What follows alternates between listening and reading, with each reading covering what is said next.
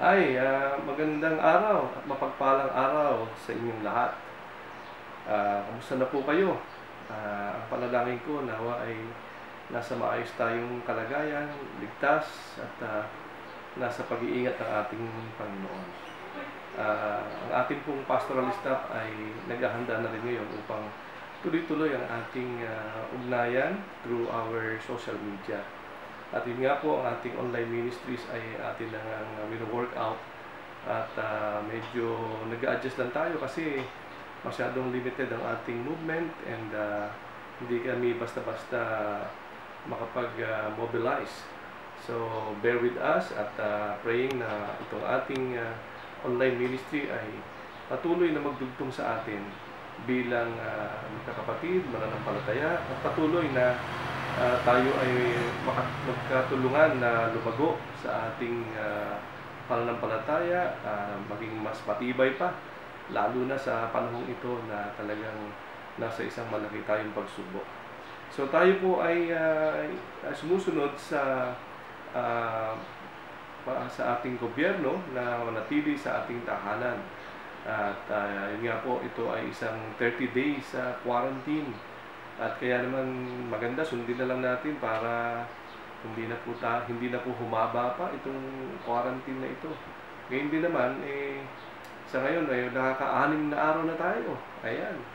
At 24 days to go. So siguro iniisip na natin paano kaya natin i-spend ang 24 more days. Ayan.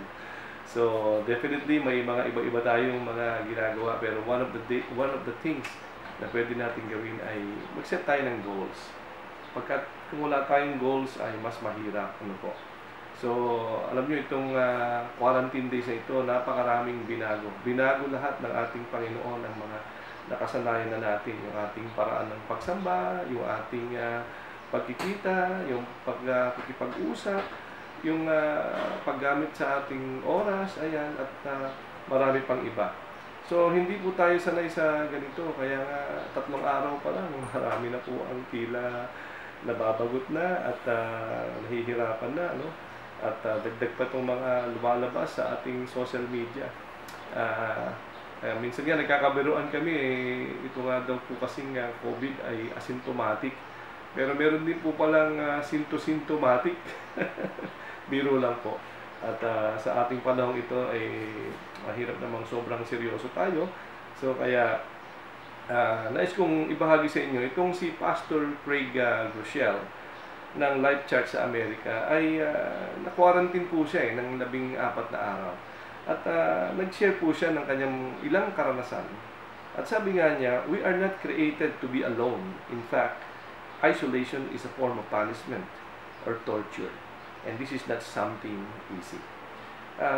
Of course, agree ako sa kanya. Especially it would mean your job, no? Na no pay, no freedom, ayan. At you cannot go around, walang business, ayan. Kaya nga, 3 araw pa lang, nagwawala na ang mga tao. At sabi pa ni Pastor Groeschel, to anyone who might think this experience in quarantine was a restful, relaxing break from work, you have never seen quarantine before. Well, definitely, it will not be that restful, no? And lalo na kung ang bahay mo naman mainit, at wala kang TV, wala kang gamit, hindi ka nakapamili, hindi ka nakapag-ipon ng supplies, hindi ka ready. So, napakahirap mag-relax, lalo na kung tayo po ay wala naman ding pambili. Panay panic lang, pero no buying, So, paano nga ba? How are we going to respond to COVID-19 pandemic? Pandemic na nga ito, no? So, ito po yung ilan sa mga update natin, na nakuha dito kay John Hopkins Live Interactive Map of Global Coronavirus Cases. At dito po sa ating ipapakitang PowerPoint, makikita natin dito yung mga data na kung saan ang confirmed COVID sa buong mundo ay 226, 275. Yung po yung last Friday ng alas 7 po ng gabi. Pero nung kinabukasan lang po ng alas 7:43 ng umaga, umabot na po ng 272, 167. Ibig sabihin ay kung kukunin mo yung nadagdag, 45,892 ang nadagdag. At sa atin nga lang kung bansa, kanina lang, nung isang araw lang ay 230, naging 262. Naging kahapon 307. So, ang daming nadadagdag. Siyempre, ito po ay dahil nga sa mga hindi nila namalayan na nahawahan na pala sila dahil nga po asymptomatic ito. Kaya nga, napaka mabuting manatili tayo sa ating tahanan. So, kaya nga itong Johns Hopkins interactive na tracking na ito ng mga coronavirus cases ay nagkaroon po sila ng tally na as of yesterday, Saturday, ng almost 9 a.m. in the morning, ay umabot na po sa 351,000 ang affected o ang confirmed na may COVID po. At ang nakakalungkot ay marami na rin namatay, nasa mahigit 11,300 na. At pero marami namang naka-recover din, na 87,965 ayon po dito sa datos na binigay po ni Johns Hopkins. Pwede naman po niyo siyang tingnan din sa inyong internet, yung Johns Hopkins University. Ito po yung tracking nila ng mga coronavirus cases. So, ano ngayon po ang ating response sa ganitong panahon? Paano ba natin ito haharapin? Tulad ko, eto ako ngayon, dito lang muna ako sa bahay, and I have to get used to this kind of setting. Pero paano nga po ba natin ito haharapin? So, I believe meron pong tamang response na sinasabi ang Biblia para po sa ganitong klaseng sitwasyon. And our response to COVID-19 pandemic, meron nga po tayong tinatawag na bawat tahanan, sambahan at bawat pamilya may kapilya. Parang tugman-tugma naman ito sa ating panahon na kasi ito'y pinaghahandaan na noon pa. Pero ang mensahe ko po ngayon ay 3 punto lamang. Una po, may 3 simpleng paraan ng pagtugon na natin bilang mga Kristiyano para magawa natin during this time of coronavirus pandemic. At pangalawa ay meron pong isang pag-aaral na ginawa si Pastor Richard Tow na kung saan pinakita niya ang isang balancing approach of prudence and faith. Kaya napakahalaga po nito, kasi baka panay masobrahan tayo ng spirituality, yung pala ang kailangan na lang ay practicality. So, mamaya ipapaliwanag ko yan sa inyo. At ang panghuli po ay yung simpleng instruction na makikita natin po sa Biblia, sa salita ng Diyos, kung paanong ang mga crisis na ito ay dinidil ng salita ng ating Panginoon. Tayo po muna ay manalangin para sa ating pagpapatuloy. Panginoon, dalangin ko po ang patuloy mong pagkilos sa aking mga kapatid na ngayon ay nakikinig. Nawa ay makasama nila ang kanilang buong pamilya. Nawa ay ang kanilang mga anak at ang kanilang kasambahayan ay buo sila ngayon na nakakapakinig ng iyong salita. Panginoon, alam ko na malaking adjustment para sa amin ito.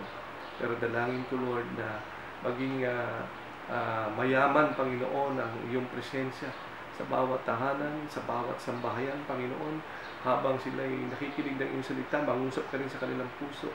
At Panginoon, gabayan mo sila maging sa paraan ng pagsamba na ikaw, Panginoon, ang patuloy na magtuturo po. At tulungan mo po, lalo na ang mga ama ng tahanan, na iyong pong inatasan sa iyong mga salita, na sila ang manguna sa kanilang pamilya para ikaw ay sambahin, para ikaw ay purihin, para ang iyong mga salita ay kanilang pag-aralan, Panginoon, at isapuso at sundin sa kanilang buhay.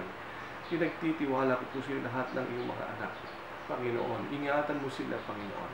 Dalawin mo sila ngayon, Panginoon. Lord, kausapin mo sila. Ingatan mo sila, cover them, O God, and let your divine protection and favor be upon all of your people, O God, na wala pong anumang masamang bagay na mangyari sa kanila. Spare your people from this kind of plague, O God, of COVID-19. And Lord, hayaan mong sa pananatili sa kanilang tahanan ay lalo silang lumago, tumibay, at makilala ka pa ng malalim na isang personal na pagkakilala sa iyo, Panginoon, bilang aming Diyos at tagapagligtas. Ama o Diyos, ipinagtitiwala ko na po sa iyo ang mga anak at ang aming pong mga salita na pag-aaralan ngayon. O Diyos Ama, itong aming samot dalangin sa makapangyarihang pangalan ni Jesus. Amen and Amen. So, ang coronavirus nga po ay laman ng mga balita ngayon. At ito nga po ay classified na as pandemic. So, kaya naman ang ating pong gobyerno talagang they are doing this extreme action para makontain itong pagkalat ng disease na ito. Kaya lang, ang epekto nito ay talagang pati economy natin, ang stock market ay down, at maging ang commerce, maging ang travel, maging ang entertainment, maging ang sports. At mind you, sa Amerika, hindi mo po mapapahinto ang sports doon. Pero talagang sa sobrang seryoso na nga, at mabilis at mataas na pagbilang ng mga tinatamaan ng COVID, kanila na rin inihinto ang kanilang mga sports events. So, at natutuwa naman po tayo na kung saan ang President Trump, nadeklaran niya po ang Amerika na manalangin sa ganitong pagkakataon. And of course, diniklara niya ang national emergency para sa bansang Amerika. So, ano nga ba ang primary concern? Bakit tila baga napaka-seryoso, napaka-extreme, napaka-ingat, napaka-higpit ng kinaiiral na confinement o quarantine po sa atin na talagang pinakikiusapan tayo to stay home? Well, I believe hindi ito tungkol sa mga bilang na nakikita natin ngayon ng mga nagkakasakit, ng mga tinamaan ng COVID, kundi yung potential na devastation ng disease na ito na maaaring dumating po sa atin. Kasi po, noong 1918, nagkaroon po ng tinatawag na influenza pandemic. At sa dami po ng namatay noong panahon na yun, ay naapektuhan po ay 1/3 of the world's population during that time. And that is equivalent to 2.25 billion people sa ating populasyon ngayon. At sa estima ay pumatay ito ng 50 million people na kung saan ang population po nila mas kokonti kaysa sa ating panahon. So, kung atin pong titignan sa estimate, ay ito po ay sa panahon natin ay umaabot ng 100 million kung sa ating panahon. At kung ilalagay natin ito sa perspective ng tinatawag nating war fatalities ng World War II, umaabot po ito ng estimate ng 70 to 85 million. At ito pong flu na ito marami pong namatay na tao in just 24 weeks ay mas maraming namatay na tao kaysa sa HIV or AIDS na kung saan yung mga namatay ay sa loob ng 24 years ang bilang kung pagsasama-samahin mo lahat yung bilang na ito ng 100 million. So, kaya nga, itong statistics na ito na ay talagang nakakabahala. Kaya ang ating gobyerno ay ganun na lamang ang kanilang pagsusumamo at ganun sila ka-dramatic talaga na gusto nila talagang huwag mangyari sa atin ang nangyari noong panahon na ito ng 1918 at yung pinakitang modelo na kung hindi tayo susunod ay maaaring umabot ng 75,000 ang maapektuhan ng COVID-19 na ito. So, ang Biblia po ay nagsabi din naman tungkol sa mga plagues at maaari tayong makakuha ng counsel sa Word of God at kung saan malalaman natin kung paano ba tayo mag-respond sa ganitong klaseng sitwasyon. At bilang mga Kristiyano, kailangan may gawin po tayo tungkol dito sa nangyayaring krisis na ito sa ating panahon. Ano po ang ating gagawin? Una po, exercise prudence and common sense. Ayan. Nawawala minsan yung common sense, ano po. At para po ilagay natin ito sa biblical context. Si Satanas po kasi alam natin na in the time when Jesus Christ finished his fasting, 40 days prayer and fasting, tinukso po siya ni Satanas. At gusto ni Satanas, inutusan siya at nag-quote po siya ng verse na lumundag ka niya dito sa toring ito ng templo at hindi ka mamamatay.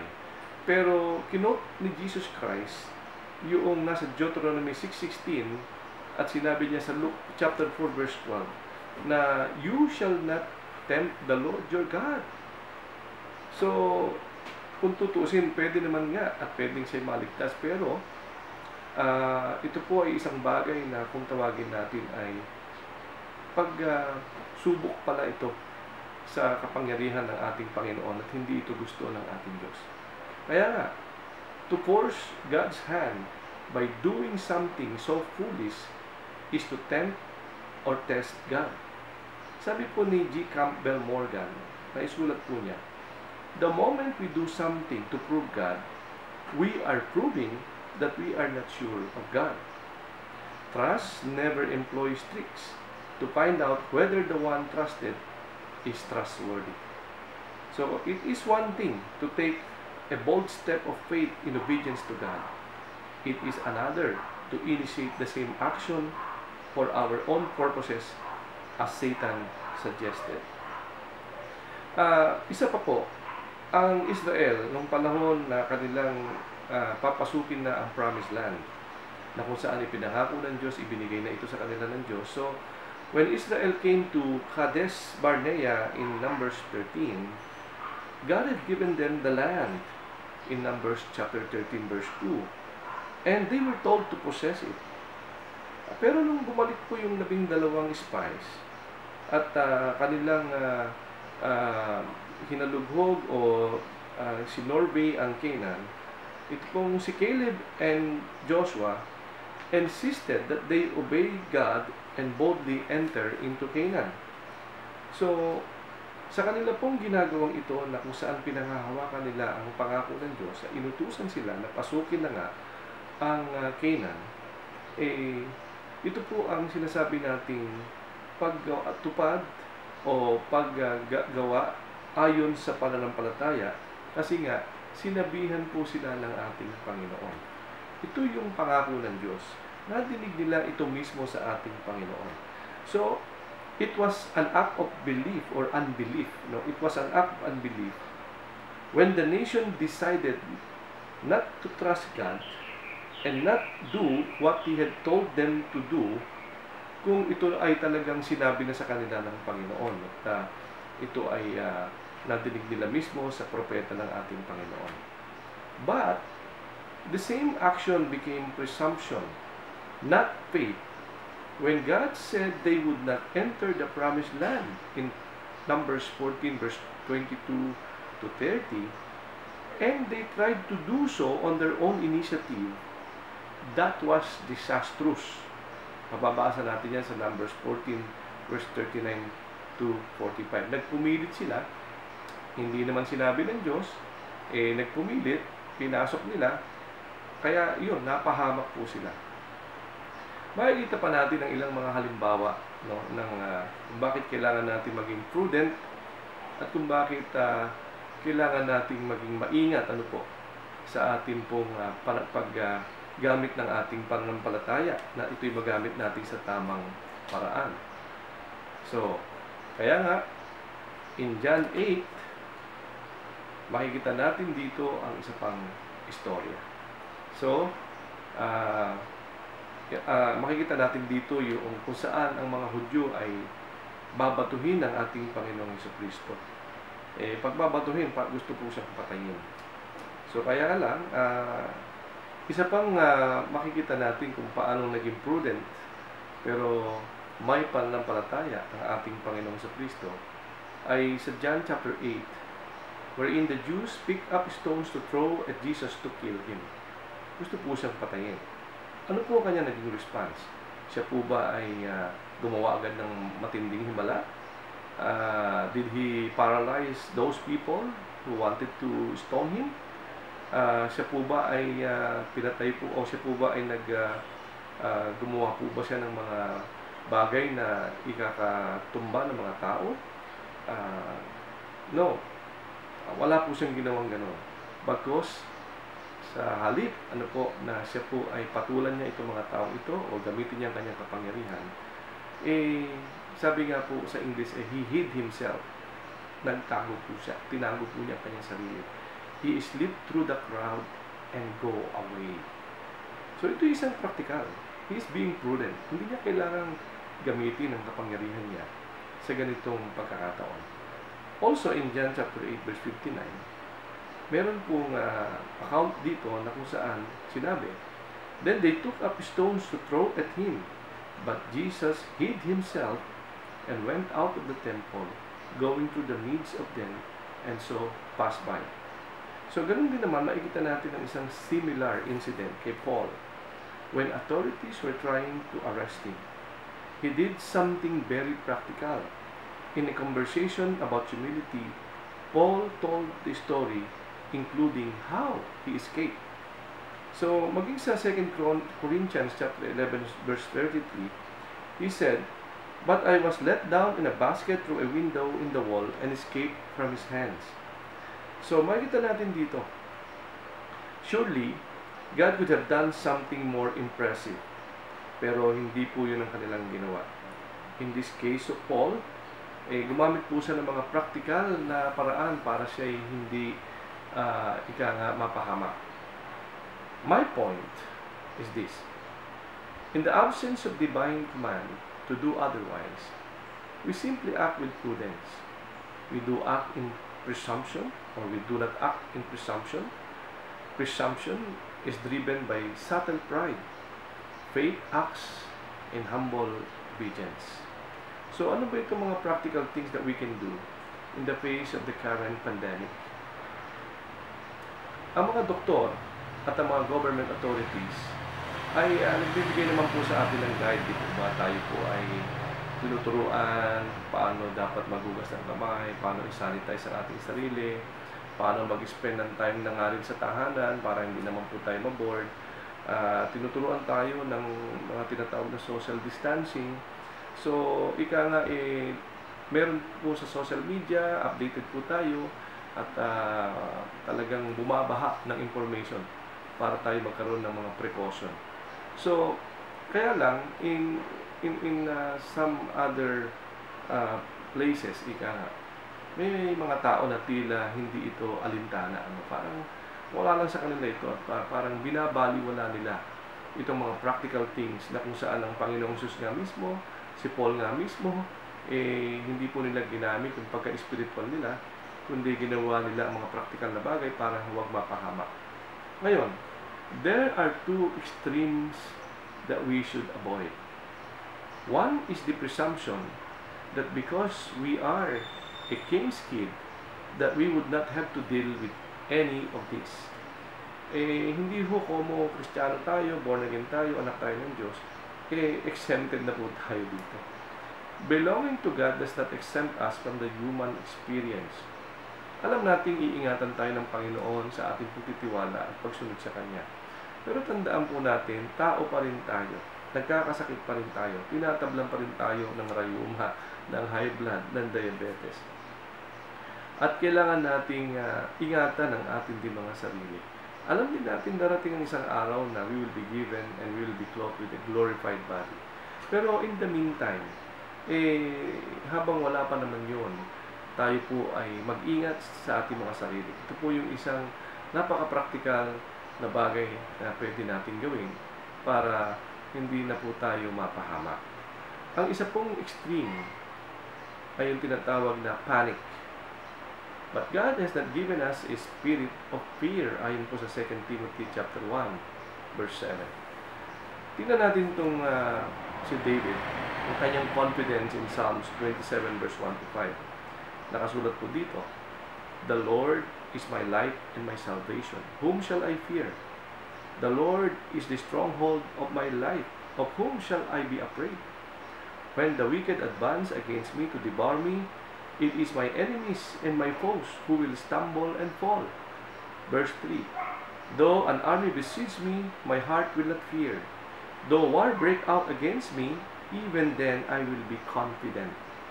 Verse 4, one thing I ask from the Lord, this only do I seek, that I may dwell in the house of the Lord all the days of my life, to gaze on the beauty of the Lord, and to seek Him in His temple. For in the day of trouble He will keep me safe in His dwelling. He will hide me in the shelter of His sacred tent, and set me high upon a rock. Kung nararamdaman mo sa iyong sarili that you're becoming anxious, basahin po natin ito, i-meditate po natin ito, at alam ko, ang Banal na Espiritu will be there to comfort us and to assure us that He knows what you're feeling, He knows your anxiousness, and He knows how to comfort us. Now, the fruit of the Spirit is not fear, but peace, but faith and peace. Sabi dito sa Isaiah 26 verse 3 to 4, you will keep him in perfect peace, whose mind is stayed on you, because he trusts in you. Trust in the Lord forever, for in Yah, the Lord, is everlasting strength. We do not have to react to problems the same way the world reacts. God is with us. If we will look to Him as our source and protection, okay po tayo. We will be fine. Now, our response. Paano po tayo magre-response sa COVID-19 pandemic? Pangalawa, seek the Lord. Every crisis is a call to seek the Lord. Sometimes, itong mga nangyayaring itong events na ito is just a wake-up call. Katulad din ng Israel, the chosen people of God. Pero there are times in their history na kung saan naging very slack sila sa kanilang paglilingkod sa ating Panginoon. So kaya, siguro dahil nga they presume mabuti naman ng Diyos, mabait naman ng Diyos, maunawaan naman sila ng ating Panginoon. At dahil dito ay naging idolatrous na nga sila. So, ang ating Diyos, sa halip na immediately wiping them out for their disobedience, naging gawin na po o naging pattern na po ng Diyos ang magpadala ng tinatawag natin mga trouble to get their attention. Katulad ng Jerusalem. Before Jerusalem was captured by Babylon in 586 BC, that is in 2 Kings chapter 25 verse 8 to 17, may mga attacks na po that should have served as warnings to the Israelites. 11 years after, or 11 years earlier, bago po nangyari itong tinatawag na pag-atake sa Jerusalem ng Babylonian, inatake na rin po sila in 2 Kings 24 verse 10 to 12. At si King Jehoiakim was taken captive. And 8 years prior to that, Babylon attacked and took away captives. At si Daniel po ay kasama sa mga naging captive, in Daniel chapter 1 verse 2 to 6. So, in between those events was opportunity to repent. May pagkakataon na sila ay pwedeng nagsisi at nang sa ganun ay mapigilan ang malaking kapahamakan na dumating sa kanila. God gave enough of a crisis to give or to get their attention. At binibigyan po ng Diyos ng opportunity ang bawat isa to seek Him and to get things right. Pero ang Israel, they failed to seize these opportunities. Kaya kasabi sa 1 Corinthians 10 verse 11, isinulat ito para maging warning ito sa atin. Para kung may mga katulad na nangyayari sa ating panahon, I believe ito'y isang babala din ng ating Diyos. Ang ating Diyos ay nananawagan para ayusin na po natin ang ating buhay. Para ito po ay panahon ng pagsisisi. At ngayon ay talagang maging ang buong mundo ay itinigil ng Diyos magkaroon ng pagkakataon para tayo po ay talagang hanapin ng Diyos. Tayo po ay makapagsisi at ayusin ang ating mga buhay. Ang concern ko nga sa Pilipinas, paano ba tayo mag-respond sa ating krisis? Kung ang ating pag-respond ay panay tungkol lamang sa kagalingan natin, magagaling na mga tao, magagaling na mga ideas, magagaling na mga organizations and technologies and professionals, magagaling na kaalaman at resources. Pero, if we fail to seek the Lord, may malaki po tayong problema. It is one thing to have confidence, trusting in the Lord. It is another to pridefully think we can handle the matter because of our great scientific advancement and experience. Kaya nga po, it is really comforting to hear, no, sa ang ating pong Presidente Duterte ay nag-declare po siya ngayon, March 22, 2020, as a National Day of Prayer. Kaya po, nananawagan din po ako sa ating lahat. Makiisa po tayo sa ating Presidente, sa bawat tahanan, manalangin po tayo, bawat pamilya, talagang manikluhod po tayo sa Diyos, humingi po tayo ng habag, itaas po natin ang ating bansa. Marami na pong namamatay, marami na pong naghihirap. Kailangan po natin magkaisa, tugunan ang panawagan ito ng ating Presidente ay National Day of Prayer. Gayon din naman ang City of Imus, si Mayor Emmanuel Maliksik, ang ating City Mayor, sa tulong po, no, sa advice na rin po ng ating mga spiritual leaders ng city, at kasama na nga po, nangunguna po ang Servants of God, at sa advice din po ng Presidential Advisor for Religious Affairs, nanawagan po ang ating mayor din, o inapprove po niya itong panawagan, a call to prayer. It's a call to a daily prayer, no? A call for a family altar. Nasa lahat, sa bawat tahanan, ay mananalangin po tayo. Sa bawat tahanan, sasamba tayo sa Diyos. Sa bawat tahanan ay mayroong kapilya. Dito mismo, sa City of Imus. Salamat sa Diyos sapagkat nangyayari ito sa ating bayan. Salamat sa Diyos sapagkat hindi po ng Diyos ang ating mayor na itong panawagan na ito, na tayong lahat ay manalangin, ay maisagawa sa ating buong city. Kaya nga, we should be praying today for God's wisdom and protection. We should look to the Lord for victory and not assume that we can handle it without Him. Kaya, kasi nga po, prior dun sa 1918, masyado nang nagmamalaki ang mundo sa kanilang scientific advance or achievements, especially in the field of medicine. Nag-boom po ang science, medicine noon. Marami po silang triumph with regards to successful research, mga development of vaccines para labanan ang smallpox, ang anthrax, ang rabies, ang diphtheria, ang meningitis. Nagtagumpay na po sila doon. Kaya nagkaroon po ng tinatawag na kung saan parang ang advancement na ito sa microbiology nagdala sa kanila ng tinatawag na kaisipang invincibility. Akala nila hindi na sila tatablan o wala nang mangyayaring malaking bagay na hindi nakakayanin lutasin ng tao. So kaya nga sa ganitong konteksto,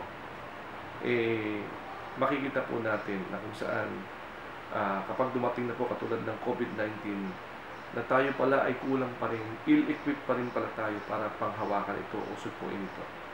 So kaya nga nabanggit din, alam din natin ang kwento tungkol sa Titanic na masyadong nagmayabang ang may-ari nito at ang gumawa ng Titanic na wala daw makakapagpalubog nito kahit daw Diyos hindi ito mapapalubog. Pero nauntog lang po sa iceberg, lumubog na po. Kaya sabi nga po sa Proverbs 16 verse 18, pride goes before destruction and a haughty spirit before a fall. Ang prinsipyong ito ay totoo po sa lahat ng bansa. At totoo rin po ito katulad natin bawat individual. May pangako po sa 2 Chronicles 7:14. At maganda mabasa po natin ang simula nitong 7:14. Yun po ay nasa verse 13. Ang sabi po rito sa 2 Chronicles 7:13, when I shut up heaven and there is no rain, or command the locusts to devour the land, or send pestilence among my people. Yun po yung verse 13. And then in verse 14, if my people who are called by my name will humble themselves and pray and seek my face and turn from their wicked ways, then I will hear from heaven and will forgive their sin and heal their land. And then in verse 15, ang sabi, ang pangako, now My eyes will be open and my ears attentive to the prayer made in this place. 2 Chronicles 7:13 to 15. Kaya po, kung magkaganon na tayo magpapakumbaba, lahat ng panalangin na ating gagawin sa bawat tahanan, bawat pamilya, tutugunin ng ating Panginoon. So, what is the response God is looking for? Number one, it begins with humbling ourselves. Maaaring masabi natin at maaaring napakatapang na madinig natin na kaya natin ito, malalabanan natin ito, malalagpasan natin ito. Okay lang po yan if we do that with the same mindset Caleb had at Kadesh Barnea. It is a good thing kung yung the same mindset ni Caleb ang nasa isip ng mga tao. At sabi ni Caleb added to his boast, "The Lord is with us." Nasabi niya ito sa verse 19 ng Numbers 14. Ito ay nabanggit ng maaga sa verse 8 ng Numbers. Sabi po niya doon, "If the Lord delights in us, then He will bring us into this land and give it to us." Kaya niya nasabing, "The Lord is with us." Kasi nakita niya sa unang panalangin na sila ay nagpakumbaba sa ating Diyos, ay bago sila lumusog, bago sila pumasok sa labanan, ay hiningi muna nila nagpakumbaba muna sila sa Panginoon. At sa kanilang pagpapakumbaba, ito yung meron silang ganitong klaseng mentality o mindset na if the Lord delights in us, then He will bring us into this land and give it to us. Na nangyari naman. Kaya nga, dahil sa pagmamalaki ng mga tao sa kaalaman ng mga panahon na yun, nakakala nila sila na ang Diyos, sila na ang makakasugpo. Nung impluensya noong 1918, napakalaking kapahamakan. Nahirapan sila kung paano ito sugpuin. Sapagkat ang kanilang mga scientific discoveries ay hindi pa pala lubos na sapat. So kaya nga in a crisis, we should be humbling ourselves, not boasting in our self-sufficiency. A pandemic could remind us of our mortality and our need for God. So kaya nga, ano nga ang response natin? What is the response God is looking for us? Number 2 is that we must pray. In Philippians 4 verse 6 to 7, ang sabi, "Do not be anxious about anything, but in everything by prayer and petition with thanksgiving, present your request to God. And the peace of God which transcends all understanding will guard your hearts and your minds in Christ Jesus." Naibigay po sa atin dito ang mga pangako, ang pangako ng kapayapaan, kung ano nga daw po ang ating gagawin, kung tayo nga po ay mananalangin ng may pasasalamat. Kung ang ating mga kahilingan, ang ating takot, ang ating mga pangamba ay ating ipapaalam sa ating Diyos. Kung ang anumang mga pangailangan ay ating itataas sa Diyos. At yung ating sasabihin sa ating Diyos, sa Kanya lang tayo nakadepende. Sa Kanya lang tayo umaasa. Kapag ang church ay tinalikuran niya ang tawag sa Kanya na manalangin, may ginagawa ang ating Diyos para siya ay tawagin ng pansin upang muling manalangin. Yan din po ay nangyari doon sa mga unang panahon ng mga early churches wherein nagkakaroon ng panlalamig, nagkakaroon ng tinatawag nating katamaran sa paglilingkod sa Panginoon, ay biglang nagkakaroon ng mga matitinding problema. At yun ang nagiging dahilan para sila'y manalangin. Si Daniel ay, nung dumating ang isang malaking banta ng kamatayan para sa lahat ng Hudyo, o isang banta para hamunin ang kanyang pananampalataya, talagang siya po yung nanalangin. At kanya ding sinama ang kanyang mga kaibigan upang manalangin. At nakita natin na napakamakapangyarihan po ng panalangin. Okay naman po na tayo po yung may mask, naghuhugas ng kamay, nagsasanitize. Pero tandaan natin, hindi po doon nakasalalay ang atin pong lubos na kaligtasan. Dapat po, we seek the Lord for His solution. We need His wisdom. We need His guidance and His power to work on our behalf. At itong mga nangyayaring ito, He can turn this for the furtherance of the gospel.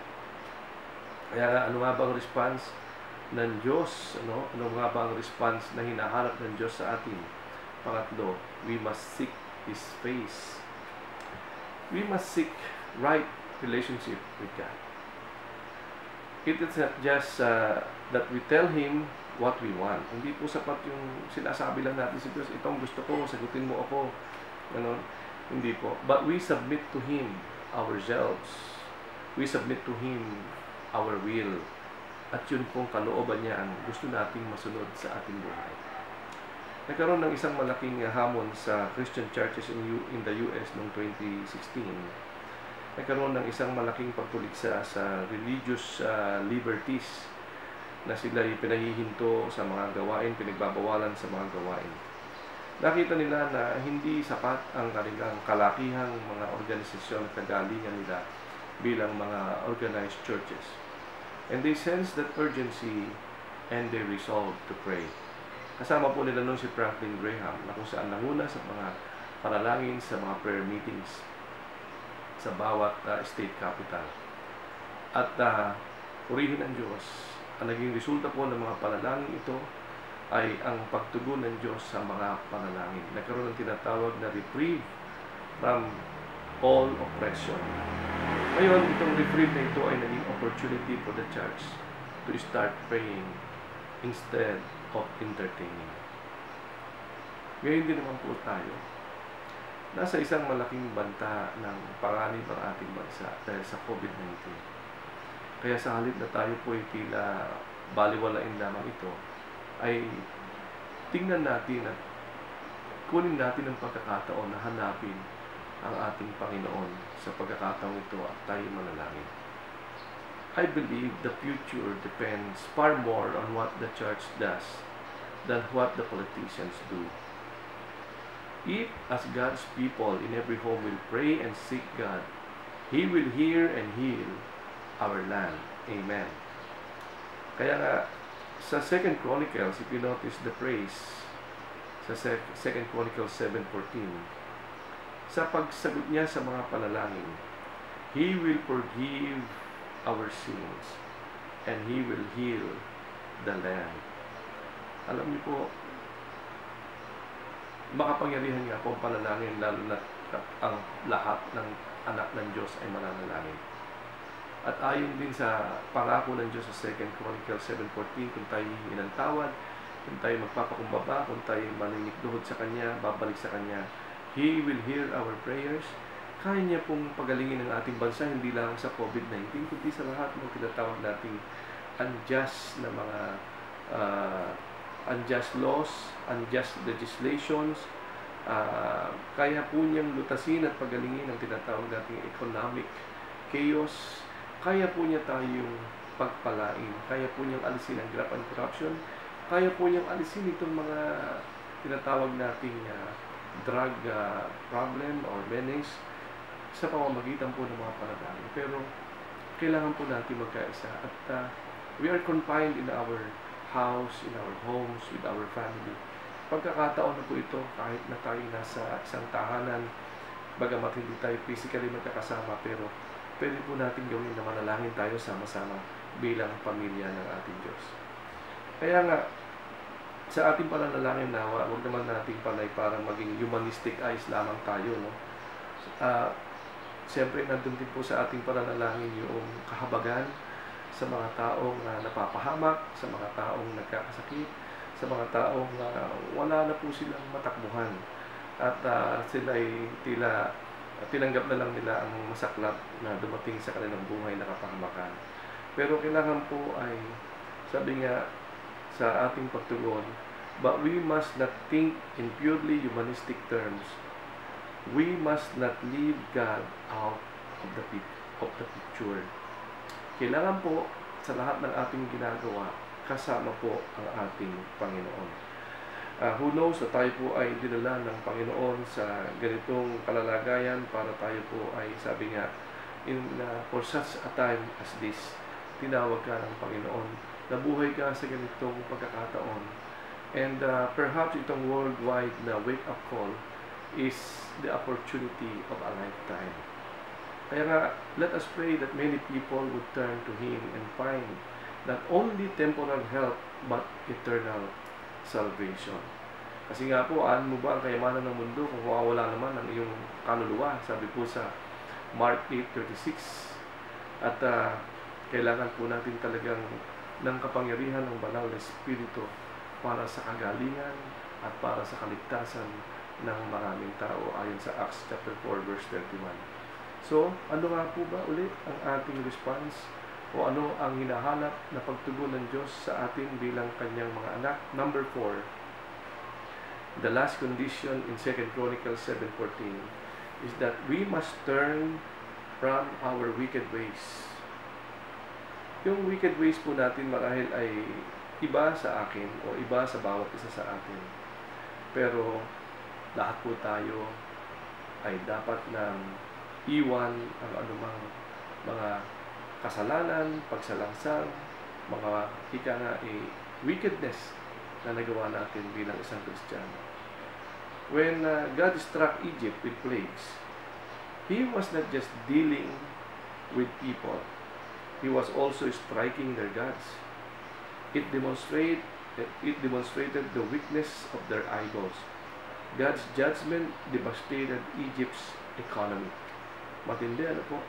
Hindi lamang ang plagues ang ginamit ng Diyos para pabagsakin ng Egypt, kundi pati lahat ng mga kanilang sinasamba, mga Diyos-Diyosan nila upang ipakita na wala namang magagawa ang mga Diyos-Diyosan na ito. Ito'y naging isang judgment ng Panginoon na maging ang kanilang economy, dahil nga sa mga Diyos-Diyosan sila sumasamba at umaasa, bumagsak.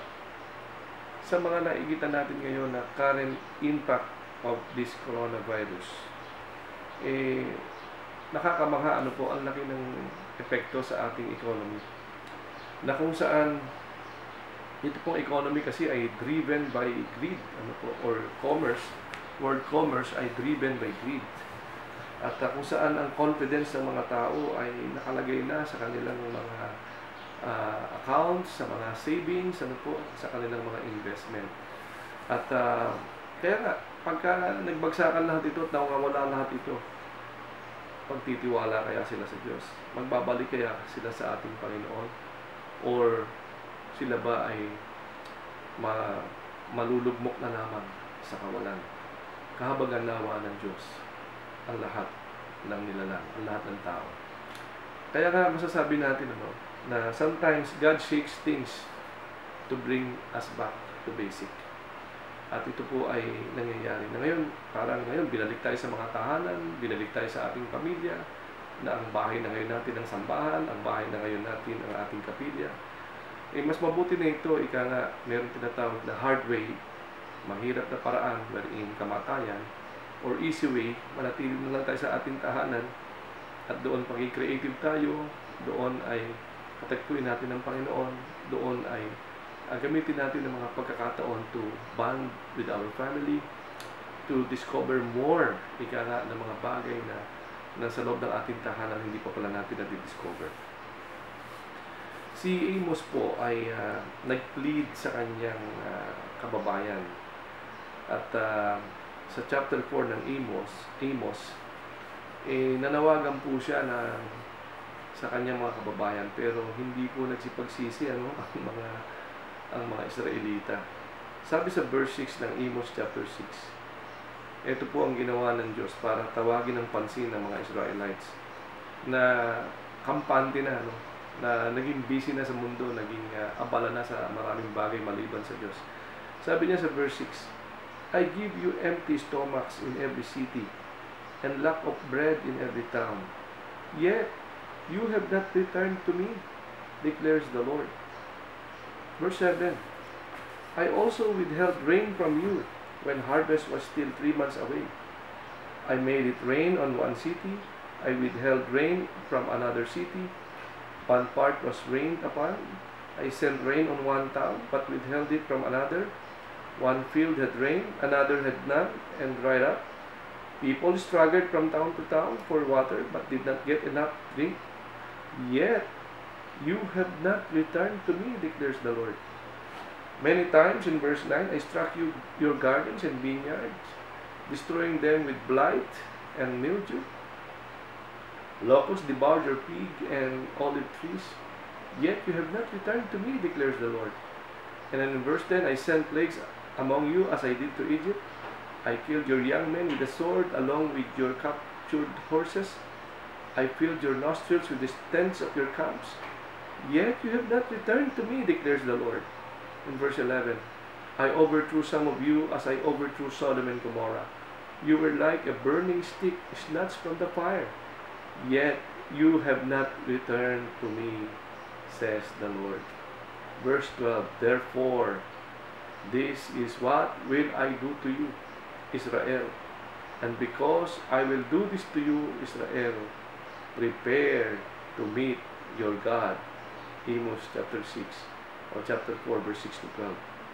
Mabigat po, nanawagan ng Diyos ilang ulit sa iba't ibang trahedya, iba't ibang mga calamities, iba't ibang mga pagsubok, at ngayon nga ang COVID-19, nananawagan po ang ating Panginoon, nawa madinig natin ang panawagang ito. Ang gobyerno ay ginamit na rin ng Panginoon. Tayo'y pinag-stay na lahat sa ating tahanan para mapikil tayo, para tayo magkaroon ng panahon, magkaroon tayo ng panahon manalangin, hanapin ng Diyos. Kaysa naman mangyari sa atin kapag di tayo tumalima, sabi nga nun, humanda ka, sabi ng Panginoon. Prepare to meet your God. Wow, medyo mabigat po ito, no? Pero ang lahat po pala ng mangyayaring ito sa ating panahon at kapaligiran, lalo na itong COVID-19 na ito, pandemic, is that it is all designed to bring us all in right relationship with our God. And nothing is right if that is not right. Ayan, ano? Ika nga, ito pala ang paraan na kung saan ginamit ng Diyos sa Bible para tawagin muli ang mga anak ng Diyos, para tawagin ang kanilang pansin, para muli silang bigyan ng pagkakataon na mabuo ang ating relasyon sa ating Diyos. Kaya nga, wag sana, nakakatakot ang salitang prepare to meet your God kapag hindi po tayo tumalima. Pag sinabi kong prepare to meet your God, kamatayan po yun. Kaya po nawa, tumalima na po tayo. Stay at home, pray, and bilang pamilya, sa isang tahanan, sambahin po natin ang ating Panginoon.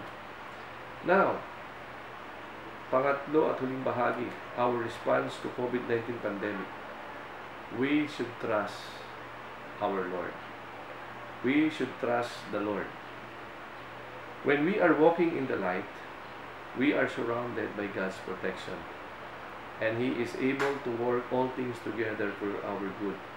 He is able to redeem any situation and turn it towards His purposes.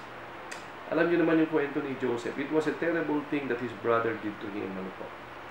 Na kung saan the intention of his brothers, gawan siya ng masama. Pero iniligtas ng Diyos ang buong Israel because of what happened. Na iligtas ang maging si Joseph at maging kanyang mga kapatid. Kaya nga, sinabi dito ni Joseph, sinabi niya, in the end, Joseph could say to his brothers or said to his brothers, you meant evil against me, but God meant it for good. At sinabi pa ni Joseph, in order to bring it about as it is this day, to save my people alive. In Genesis 50 verse 20. Pagtiwala po tayo sa Panginoon. Ano man po ang nangyayari sa atin ngayon, parang tila baga napakahirap naman. Parang wala na yata tayong supply, parang nababagot na yata tayo. Magtiwala lang po tayo sa ating Panginoon sapagkat may ginagawa po ang ating Diyos. Mukhang ang tingin natin, hindi mabuti ito, hindi ito maganda, mukhang masama ito. Pero actually, sabi nga dito ni Joseph, you meant evil against me, but God meant it for good. I believe sa pananatili niyo sa inyong tahanan, maraming magagandang bagay na mararanasan tayo sa ating Panginoon. Kung iyo lamang siyang bibigyan ng panahon sa oras na ito, hahanapin mo siya, mananalangin ka, talagang gamitin mo ang pagkakataong ito to reconcile with God, to make things right with God, ang iyong relasyon sa ating Panginoon. At alam ko, kung ang panahon mong ito ay tila hindi maganda, ito ay napakahirap, ito ay ika nga we were immobilized, na tayo naging limited at naikulong tayo sa ating tahanan.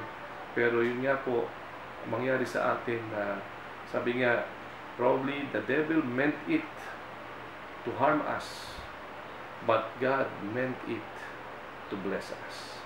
So ngayon ay sa ating panahon na ito ng krisis, ang panawagan po natin ay lalo pa natin ding pag-itingin yung pagbabahagi natin ng mabuting balita. Siyempre po may mga tao hindi naman nila alam tungkol sa relasyon sa Diyos, ang plano ng Diyos, ang kabutihan ng Diyos, na meron palang ganito, na sa kabila ng ito may mabubuting bagay pala na pwede tayong makamit sa bandang huli. Ano po, yung mga Christian na sa Wuhan, actually, sa kabila ng delikado ang pagbabahagi ng salita ng Diyos, nagbahagi po sila ng salita ng Diyos. And actually, sabi nga, when we are in the center of God's will, there is nothing to fear. At nangyari nga po ito in Mark 16:18, hindi ka mapapahamak kung ikaw ay nasa sentro ng kalooban ng Panginoon. Siguraduhin mo lang na nasa sentro ka ng kalooban ng Panginoon. Sa ating panahon nga ay napakabuti nga ng ating panahon. We can use our social media in sharing with your relatives, in sharing with your friends. Samantalahin po natin. Lahat po tayo pwedeng mag-share, hindi lang naman po ako. Lahat tayo ay kinakausap ng Diyos. Pwede mong i-share sa amin ang revelation ng God sa iyo during this time of quarantine. Pwede mong i-share sa mga kaibigan mo, sa kamag-anak mo. At I know God is going to bless you and to favor you, na mawin mo yung mga kaibigan mo through this isolation, through this quarantine time. Marami tayong mawin na kaluluwa. At habang tayo nga ay nasa ganitong panahon, nais ko pong basahin sa inyo ang Psalms 91 verse 3 to 12. Sabi dito, surely He will save you from the fowler's snare and from the deadly pestilence. He will cover you with His feathers, and under His wings you will find refuge. His faithfulness will be your shield and rampart.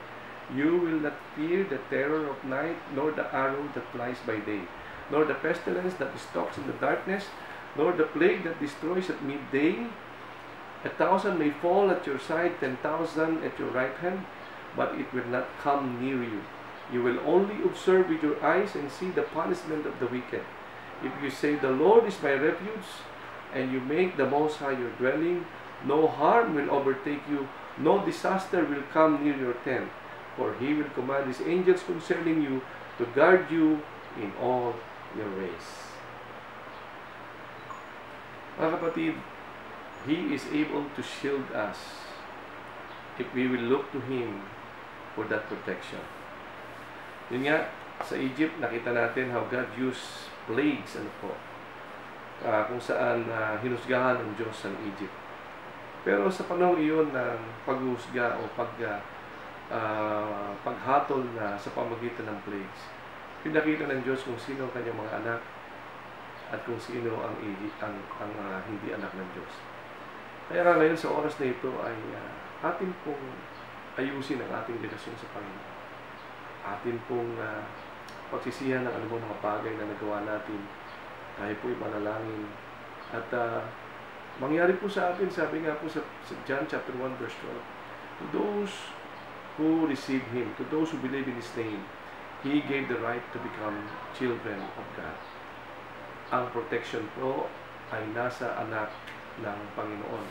Sila na tumanggap kay Jesus bilang Panginoon at tagapagligtas. Pero yun nga po, kailangan po maging prudent tayo, kailangan po natin hindi po kailangan maging extreme po tayo, kailangan po natin maging practical. Manatili po tayo sa ating tahanan sapagkat ito ang lugar na kung saan pinili ng Diyos na ikaw ay kanyang iligtas. At kaya nga, katulad in the Old Testament, meron pong tinatawag na blood on every post of every home when yung plague is killing the Egyptians. The angel of death ay pinupuntahan ang bawat tahanan. na ang tahanang walang pahid ng dugo ni Kristo ay namamatay ang firstborn. Kaya naman tayo po ay when we have Christ as our Lord and Savior, we also have the blood of Christ, na ang banal na dugo ni Jesus ay bumabalot sa atin. At tayo po ay nilagay ng Diyos sa isang lugar upang tayo kanyang ingatan. Nawa ay wag muna tayong gala-gala. Maliban sa ang Diyos ay talagang malinaw ang sinabi niyang pag-iingat sa atin sa ating paglabas, God will also be the one to make a way for us. So, ang dugo ng Panginoon ay manatiling nakatakip sa atin. Kaya for us to be covered by the blood of Christ sa ating mga iba pang nakikinig, tanggapin natin ang Panginoon Jesus as our Lord and personal Savior. Madali lang naman po na ating paniwalaan yung pong ginawa niya 2,000 years ago doon sa krus ng Kalbaryo, wherein He shed His blood for all of us. But we can only avail it if we will receive Him, if we will believe Him to be our Lord and personal Savior. So, ang iba ay nagtitiwala sa kanilang kapangyarihan, karunungan. Sabi nga, some trust in chariots and some in horses, but we will remember the name of our Lord, our God, in Psalms 20 verse 7. So, siguraduhin natin, si Kristo nga ang ating Panginoon, si Kristo nga ang ating pinagtitiwalaan, ang dugo nga niya ang nakapahid o ang nasa ating puso. Make sure nakasurrender tayo sa ating Panginoon. Make sure inaayos na natin at lalakad tayo sa kalooban at liwanag ng salita ng Diyos. Then, pagtiwalaan natin siya at makikita natin how God is going to redeem us, to protect us, to favor us, to cover us, to minister to us, even to give us healing in the name of Jesus. Ngayon nga po, tulad ng nasabi ko kanina, ay National Day of Prayer, na kung saan tayo po ay nanawagan nga po ang ating presidente na tayo po ay manalangin buong Pilipinas, a National Day of Prayer. So, again, sabi nga po sa binasa natin kanina, no, napakaganda po kasi nito. It's actually a gesture of humility, sabi nga, na mismong presidente natin ay nagdeklara na tayo dapat manalangin. Maging ang City of Imus nga ay gusto po niya at kanya pong sinusugan na tayo ngayon manalangin. At hindi nga lang linggo araw-araw tayo manalangin sa bawat tahanan. At sabi nga po sa Proverbs 16:18, pride goes before destruction and a haughty spirit before a fall.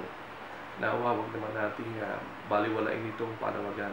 Huwag natin itong maliitin na akala natin hindi na tayo tatablan ng sakit. O akala natin protektado lang tayo sa loob ng ating tahanan. Tandaan natin ang sabi, pride goes before destruction and a haughty spirit before a fall.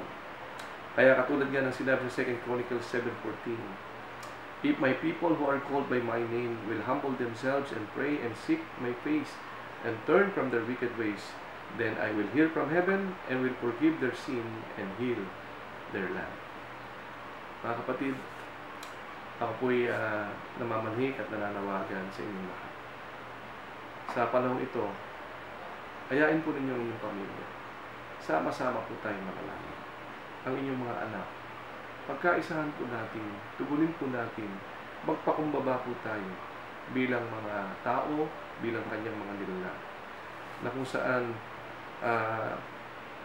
yun po ang sinabi sa 2 Chronicles 7:14, kung tayo'y magpapakumbaba, kung tayo mananalangin, kung kikilalanin natin ang kanyang pangalan at hahanapin siya, kung tayo tatalikod sa lahat ng ating kasamaan, ay pakikinggan ng Diyos ang ating mga panalangin mula sa kalangitan at pagagalingin niya ang ating bansa. Sama-sama po tayong manalangin.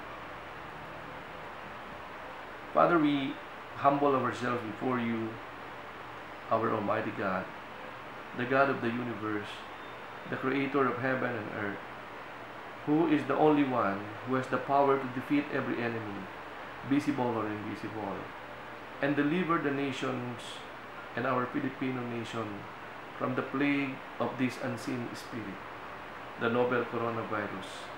We seek your face and repent from our wicked ways. We come together as a people to make our request known unto you, our God, asking for your wisdom for our leaders, protection for our frontliners, and understanding and compassion for our countrymen. We pray for all doctors and health professionals and workers, and for all government, and for our country. We humble ourselves before you, Almighty God, acknowledging that without you, we cannot do anything.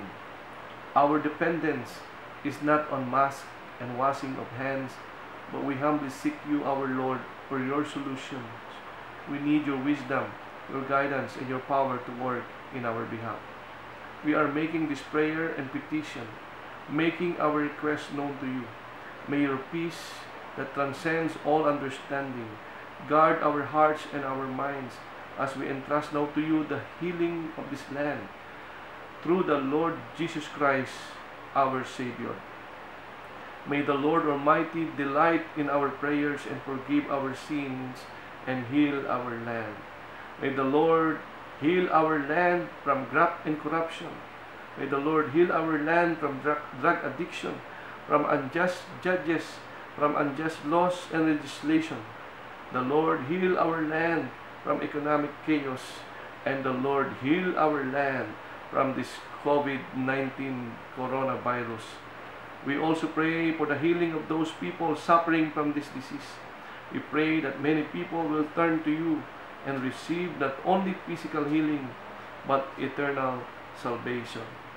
Yahweh, the Almighty God, Creator of the universe, He alone is worthy of all praise. Protect us always in the name of the Lord Jesus Christ. Father, thank you so much. I now entrust to you every member of this church, every Christian, every family, oh God, Lord, every individual, oh Lord, sila na nakakapakinig din ng panalangin ito, Panginoon. Lord, pinagtitiwala na po namin sa iyo ang kagalingan ng bansang ito, Panginoon. Maraming salamat, Ama, na sa aming pagpapakumbaba, pakinggan mo ang aming mga panalangin. At araw-araw, kami mananalangin, Panginoon. Kami ay magpapakumbaba sa iyo hanggang dumating ang araw ng lubos na kagalingan, Panginoon, na dumating na nga sa bawat isa sa amin, sa bawat tahanan, sa bawat bayan, sa bawat community, bawat barangay, sa buong bansang Pilipinas. Marami pong salamat, Ama, sa iyo lahat ng papuri, walhati pagsamba sa makapangyarihang pangalan ni Jesus. Amen and amen. God bless you all.